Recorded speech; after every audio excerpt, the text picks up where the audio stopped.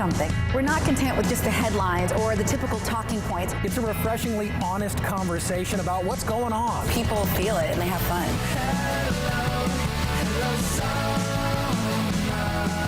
It's about connecting our community and doing something to really make a difference. We're taking today's stories and bringing positivity back.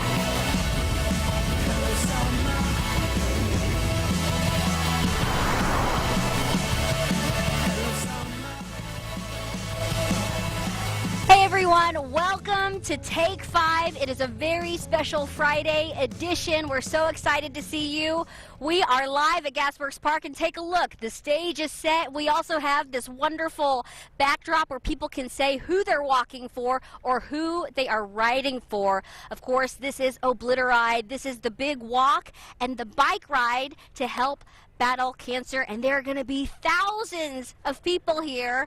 And it's just going to start like right now. Like gates open at 4. This is so exciting. I have never seen, this is my first Obliteride, I have never seen Gasworks Park look like this. It is a takeover for cancer research and finding a cure, and we're so excited to be part of it.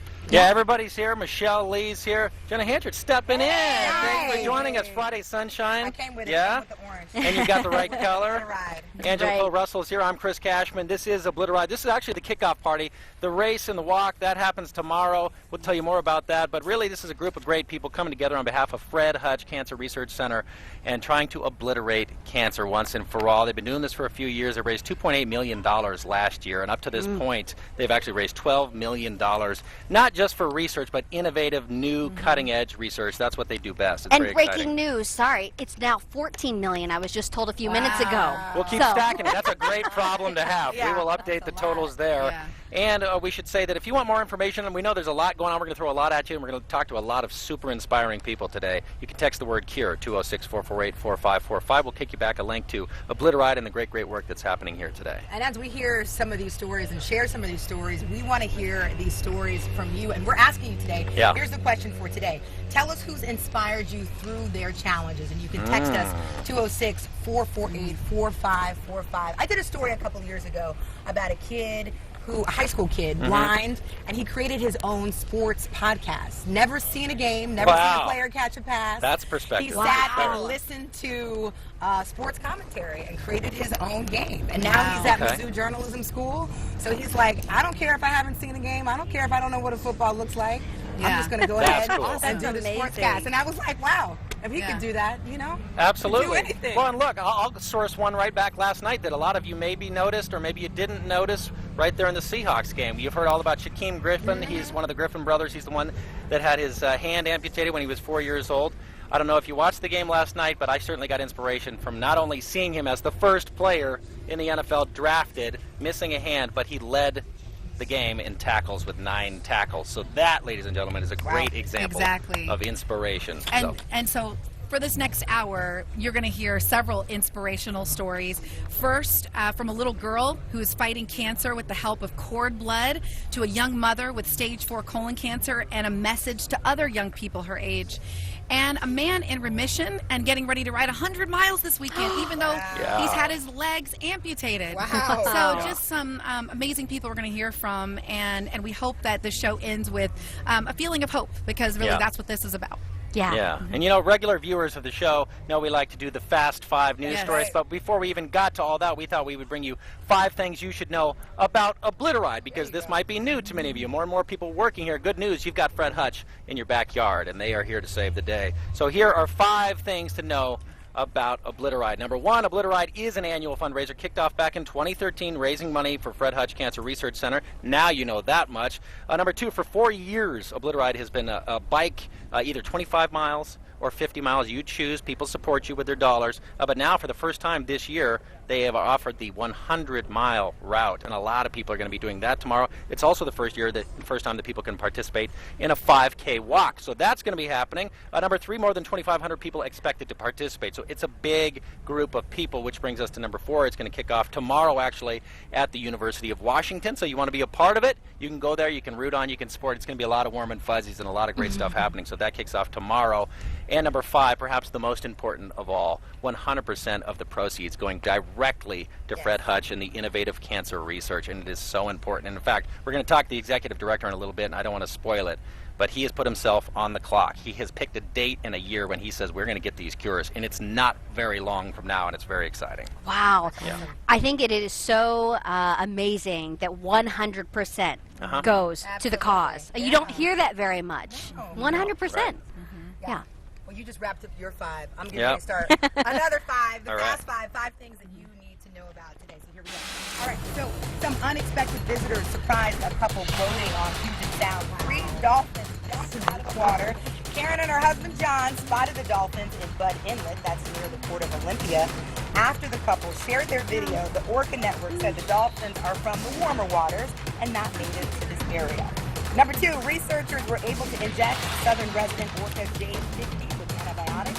It's a rare emergency effort to save her life. Researchers spotted the 3-year-old orca on the Wednesday near San Juan Island. She was small and thin, but able to keep up with her mother and siblings. The team is now deciding whether to feed J50 live salmon from a boat. All right.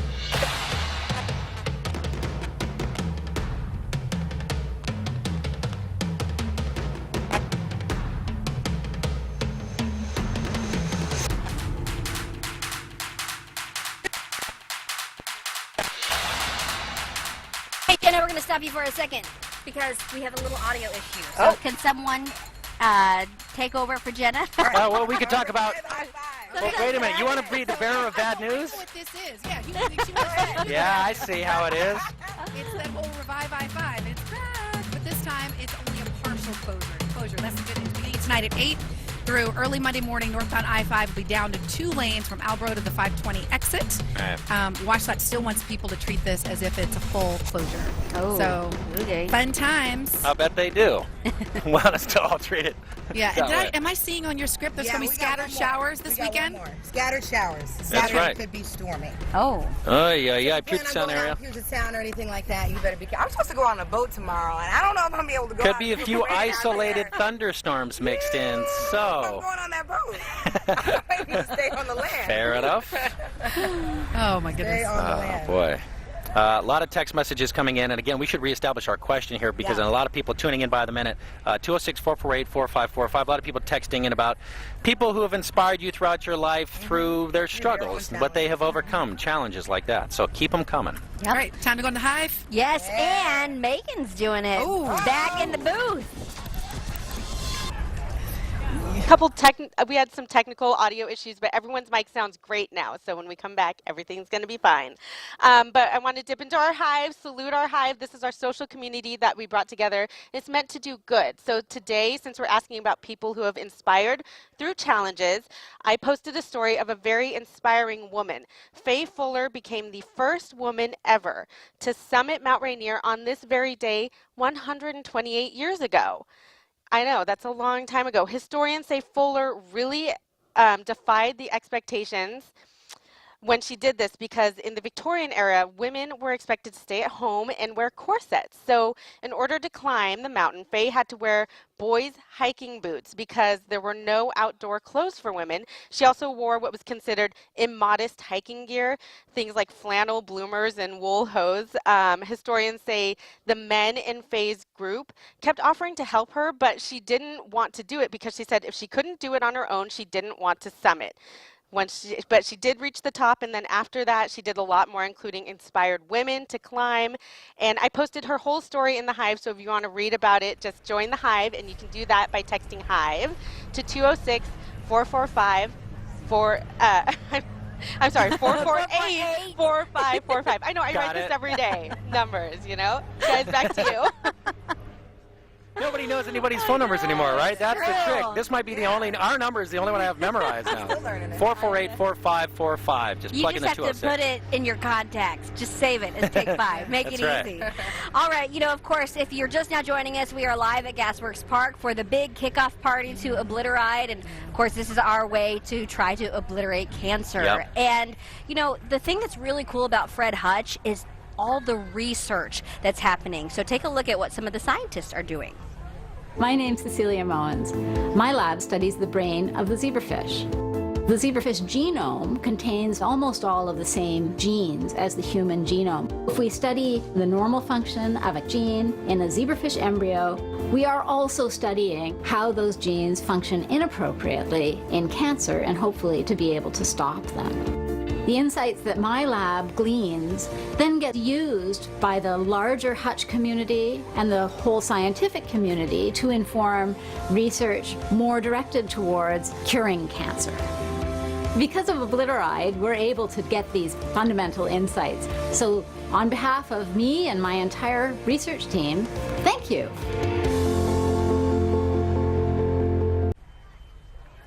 I love listening to the researchers and the scientists. I had the chance to interview one, and he said that he thought he was only going to be here for 6 months, and 10 years later he's still here because Fred Hutch is just so amazing, and they have so much autonomy to do the research that really has an impact on families. That's so awesome. It's awesome. Yeah. Well, in true Take 5 fashion, we want to learn more. We always do. So we're going to take a quick break, but when we come back, we're going to talk to the director of Fred Hutch, Dr. Gilliland. So stay tuned for that and a lot more right here on Take 5.